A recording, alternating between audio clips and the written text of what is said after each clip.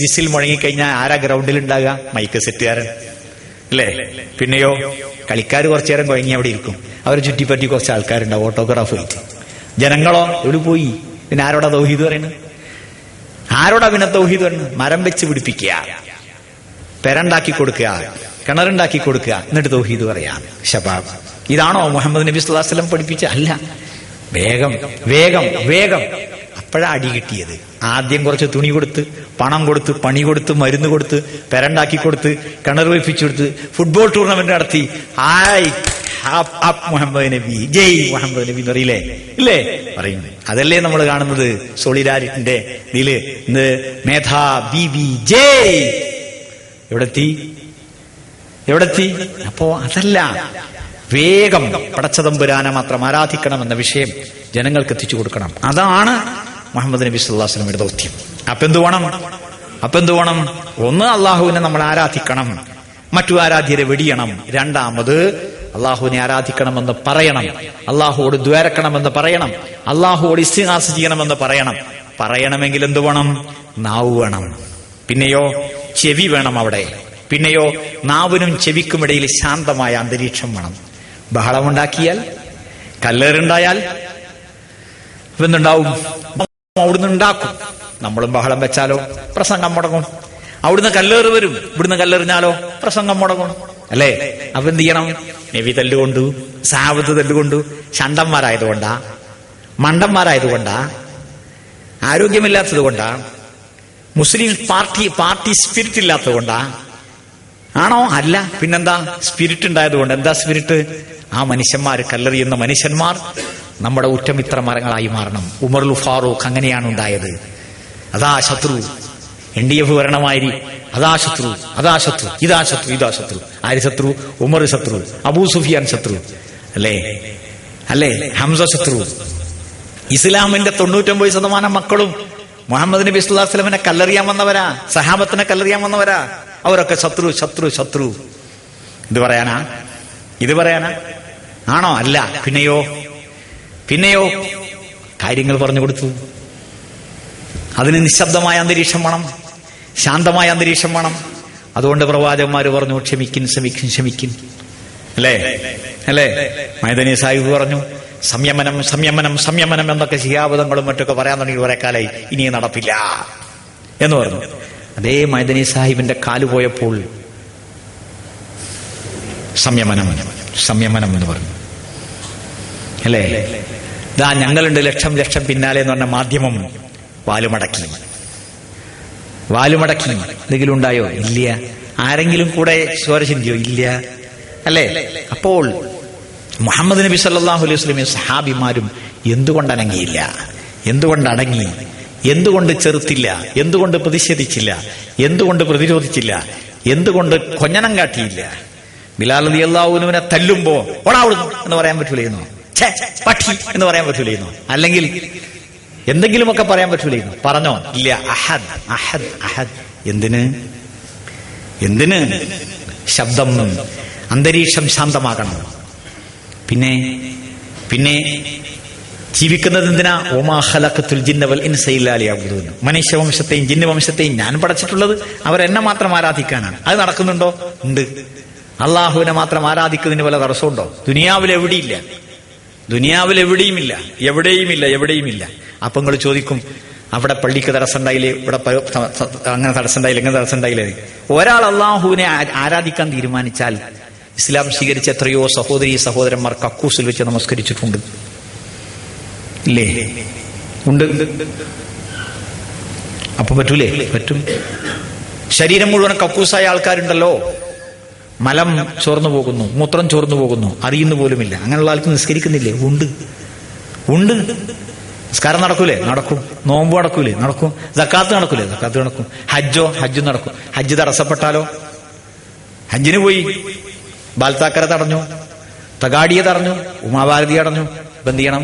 അവിടെ വെച്ച് മുട്ടയടിച്ചിട്ട് ബലിമൃഗത്തെടുത്ത് പോരണം. ഖലാസ്, കൂലി കിട്ടിക്കഴിഞ്ഞു. നബി സല്ലല്ലാഹു അലൈഹി വസല്ലമയും സഹാബിമാരും മദീന ജീവിതത്തിൽ യുദ്ധം ചെയ്തുകൊണ്ടിരിക്കുന്നു. അപ്പൊ നബി സല്ലല്ലാഹു അലൈഹി വസല്ലം പറയാണ്, മക്കളെ, മദീനയിൽ കുറെ മനുഷ്യന്മാരുണ്ട്, അവർ നമ്മളെപ്പോലെ യുദ്ധം ചെയ്തുകൊണ്ടിരിക്കുകയാണ് ഇപ്പോ. സഹാബിമാരാകെ ഉയർത്തുപോയി. കാരണം എന്താ, കഷ്ടപ്പെട്ട് യുദ്ധം ചെയ്തുകൊണ്ടിരിക്കുകയാണോ ഇവര്, നമ്മള്. അപ്പോ മദീനയിൽ വെറുതെ കുത്തിയിരിക്കുന്ന മനുഷ്യന്മാര് യുദ്ധത്തിലാണെന്നോ? അപ്പോൾ നബി സല്ലല്ലാഹു അലൈഹി വസല്ലം പറഞ്ഞു, ഹബസഹും അൽ ഉദുറു ഹബസഹും അൽ മർദു. അവർക്ക് രോഗം തടസ്സമായതുകൊണ്ടാണ്, അവർക്ക് ന്യായമായ കാരണങ്ങൾ ഉണ്ടായതുകൊണ്ടാണ് അവർ പോരാഞ്ഞത്. അവരിപ്പോൾ യുദ്ധം ചെയ്തവരെ പോലെയാണ്.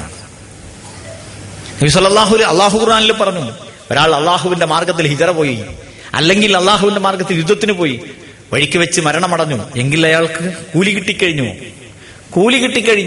ഇതാണ് ഇസ്ലാം മതം. നമ്മുടെ ലക്ഷ്യം എന്ത്? സ്വർഗം ലഭിക്കണം. ആർക്ക്? നമുക്ക് സ്വർഗം ലഭിക്കണം. ബാൽ താക്കറെക്ക് സ്വർഗം ലഭിക്കണം. മോഡിക്ക്, നരേന്ദ്രമോദിക്ക് സ്വർഗം ലഭിക്കണം. തഗാഡിയക്ക് സ്വർഗം ലഭിക്കണം. കാന്തപുരത്തിന് സ്വർഗം ലഭിക്കണം. ചെറുശ്ശേരിക്ക് സ്വർഗം ലഭിക്കണം. പേരോടിന് സ്വർഗം ലഭിക്കണം. എന്താ മാർഗം? തൗഹീദ് കേൾക്കണം, തൗഹീദ് മനസ്സിലാക്കണം. നിസ്കരിക്കാത്ത കാഫറുകൾക്ക് സ്വർഗം ലഭിക്കണം. നിസ്കാരം 3 നേരമേ ഉള്ളൂ എന്ന് പറയുന്ന ചേകനൂരിസ്റ്റുകൾക്ക് സ്വർഗം ലഭിക്കണം. മുഹമ്മദ് സല്ലല്ലാഹു അലൈഹി വസല്ലം അന്ത്യപ്രവാചകനല്ല എന്ന് പറയുന്ന ഖാദിയാനികൾക്ക് സ്വർഗം ലഭിക്കണം. എന്ത് വേണം? അവരോട് പറഞ്ഞു കൊടുക്കണം. അവര് ശത്രു എന്ന് പറഞ്ഞവരെ ആട്ടിയകറ്റണോ? വേണ്ട. ഇതാണ് വിഷയം. അപ്പോൾ മുഹമ്മദ് മുസ്തഫ സല്ലല്ലാഹു അലൈഹി വസല്ലമയുടെ സഹാബിമാർ എന്ത് നയം സ്വീകരിച്ചു എന്നത് വ്യക്തമാണ്. അപ്പോൾ അവിടെ അറുകൊലയുണ്ടായില്ലേ? അക്രമമർദ്ദനങ്ങൾ ഉണ്ടായില്ലേ? ഉണ്ടായി. എന്നിട്ട് എന്തു ചെയ്തു? അവിടെയാണ്. അപ്പോൾ കാലങ്ങളായി കടന്നു വന്ന പ്രവാചകന്മാരുടെ ചരിത്രം ഇതാണ്. ഇനി മദീന ജീവിതത്തിലേക്ക് നമുക്ക് വരാം. മക്ക ജീവിതവും മദീന ജീവിതവും തമ്മിലുള്ള വ്യത്യാസം എന്താണ്? ഒന്ന്, ഒരു തുണ്ട് ഭൂമി അവിടെയുണ്ട്. മക്കയിലും ഭൂമിയില്ലേ? ഉണ്ട്. മക്ക എന്നത് ഭൂമിയാണ്.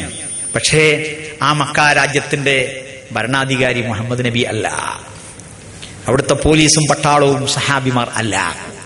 മദീനയിലെ ഒരു തുണ്ട് ഭൂമിയുടെ ഭരണാധികാരി ആരാ? ഇസ്ലാമാണ്. മുഹമ്മദ് സല്ലല്ലാഹു അലൈഹി വസല്ലമയാണ്. പട്ടാളവും പോലീസും ആരാ? സഹാബിമാരാണ്. അവിടുത്തെ സംരക്ഷണയിൽ ആരൊക്കെയാണുള്ളത്? മക്കായിൽ മുഹമ്മദ് നബി സല്ലല്ലാഹു അലൈഹി വസല്ലമയുടെയോ സഹാബത്തിന്റെയോ സംരക്ഷണയിൽ ആരും ഇല്ല.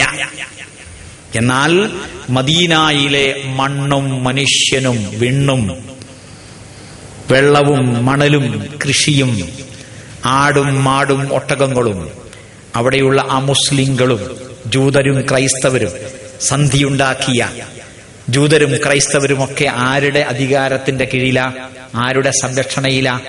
മുഹമ്മദ് നബി സല്ലല്ലാഹു അലൈഹി വസല്ലമയുടെയും സഹാബാ കിറാം റളിയല്ലാഹു അൻഹുമിന്റെയും.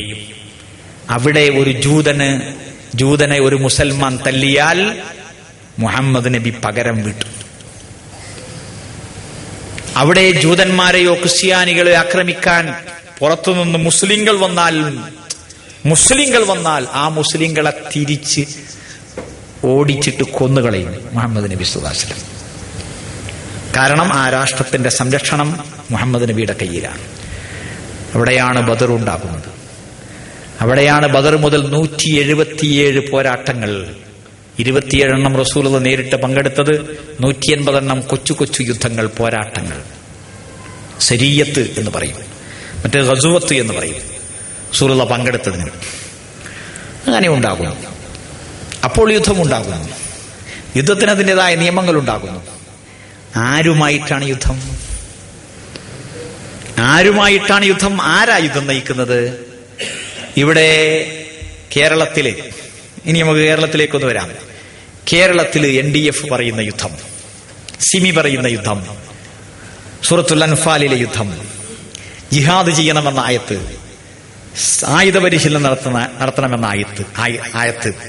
ആരാത് ചെയ്യേണ്ടത്?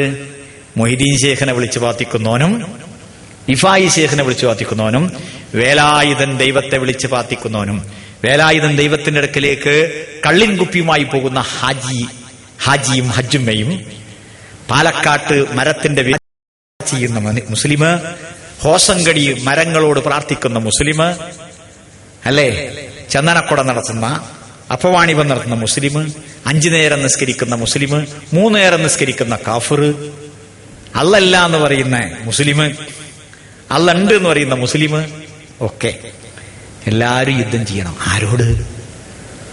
മരത്തിന്റെ വേരിനോട് പ്രാർത്ഥിക്കുന്നവൻ ആരോട് യുദ്ധം ചെയ്യണം? ഈസാ നബിയെ വിളിച്ചു പ്രാർത്ഥിക്കുന്നവനോട്, മറിയം ബീവിയെ വിളിച്ചു പ്രാർത്ഥിക്കുന്നവനോട്, മനമ്പത്ത ബീവിയെ വിളിച്ചു പ്രാർത്ഥിക്കുന്നതിന് ഇതും ചെയ്യാം.